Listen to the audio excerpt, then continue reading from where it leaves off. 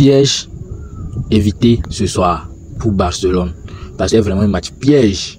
Mais le Barça s'en sort. Les amis, j'espère que vous allez bien. Bienvenue dans cette vidéo débrief du match victoire du Barça sur le stade de Valladolid aujourd'hui.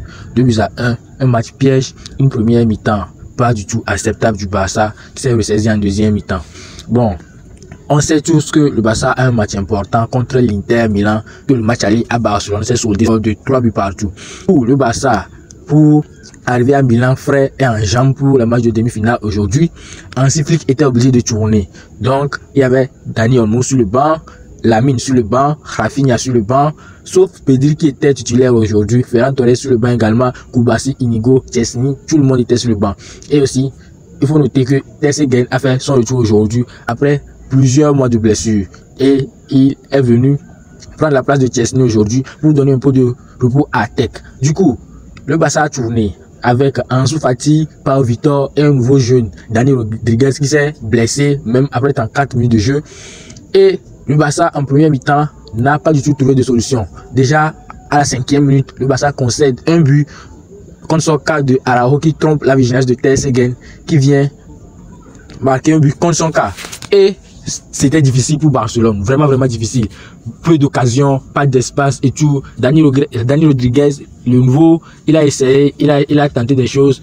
Ansu Fati aussi, mais c'était pas vraiment ça, Et à la 34e minute, Rodriguez se blesse à l'épaule et Lamine rentre à la place de Rodriguez pour donner un peu de justesse au jeu du Barcelone. Mais ça n'a pas suffi en deuxième période pour revenir au score. Du coup, 1-0 à la mi-temps, le Barça et le Valladolid vont au vestiaire. Retour du vestiaire, Hansi Flick est obligé de faire rentrer directement les Rafinha et Frenkie de Jong à la place de Pedri pour donner du repos à Pedri également.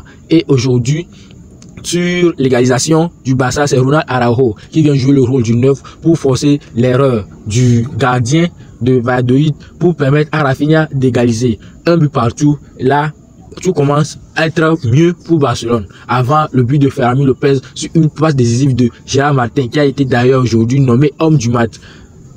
Dans quel monde bizarre que Gérard Martin homme du match. Donc c'est comme ça. Et fin du match, gestion et tout. Et au final, le Barça s'en sort aujourd'hui 2-1. 3 points très importants avant le Classico la semaine prochaine. Parce que le Real va jouer demain et le Barça prend 7 points d'avance en attendant que le Real joue demain contre Celta Vigo pour voir si le Real va réduire les cas à 4 ou comment est-ce que ça va se passer. C'est une très bonne relation pour le Barça qui va jouer le Classico avec 4 points d'avance sur le Real Madrid. Et là, comme ça, même s'ils perdent le Classico, ils garderont toujours leur première place. Par contre, aujourd'hui, si le Barça avait perdu ce match, c'est-à-dire les 1-0 là, le Barça n'avait pas égalisé, le Real gagnait demain un point d'avance avant le Classico, le Real gagne et puis prend la tête du championnat et tout est foutu pour Barcelone. Et la saison du Barça est foutue. Du coup, une très bonne opération pour les hommes d'Hansi Flick. Je pense que la gestion aussi a été bonne.